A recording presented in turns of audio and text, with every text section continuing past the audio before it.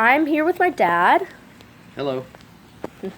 to talk to him about the Boston Massacre and how it was a major event in the lead up to the Revolutionary War. Okay, so the Boston Massacre was when an angry mob of colonists surrounded a Sentry Guard. His name was Hugh White, um, on King Street in obviously Boston, Massachusetts, in 1770, March 5th, 1770. Um, so the colonists started throwing ice and rocks, and they had like clubs, and they shouted insults at the Sentry Guard. Why were they so mad at him?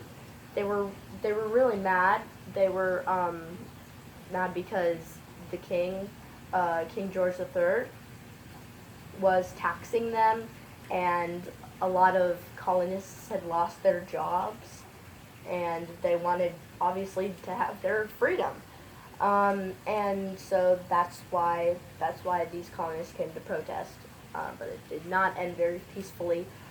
Five colonists were killed and six were wounded, and so and what happened was after the colonists surrounded the guard, Captain Thomas Preston saw what was happening, and he marched in with some backup, and which were soldiers from the British militia.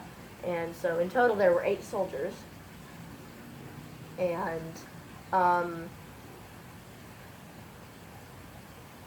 um, so essentially what happened was there was Private Hugh Montgomery, a different Hugh, not Hugh White, but Hugh Montgomery.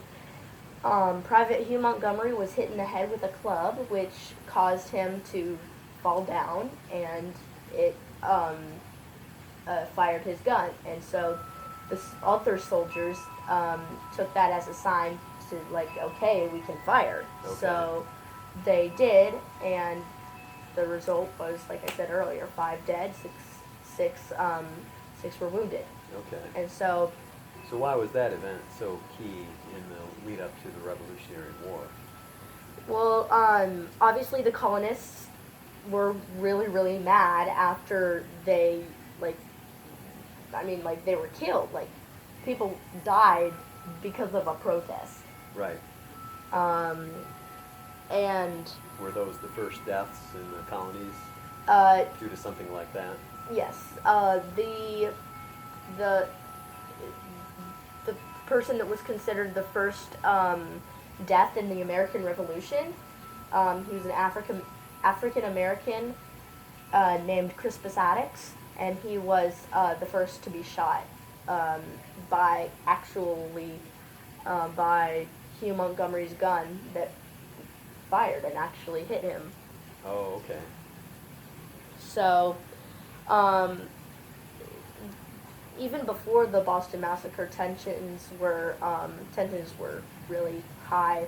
After the Boston Massacre, they were even higher, and they tolerated each other even less, which led to more protests and rebellions, and later the Boston Tea Party after in result of the Tea Act, and before the Revolutionary War, the Midnight Ride with Paul Revere and 2 of his friends.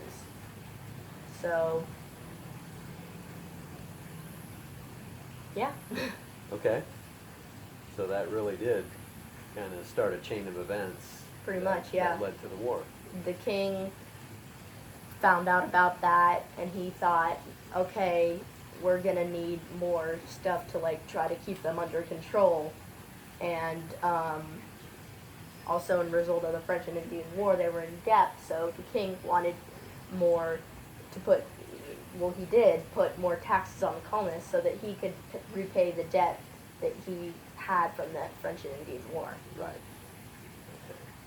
So it was a combination of that and then the casualties from the Boston Massacre just kind of made things worse. So, yay. Okay, we're done. Goodbye.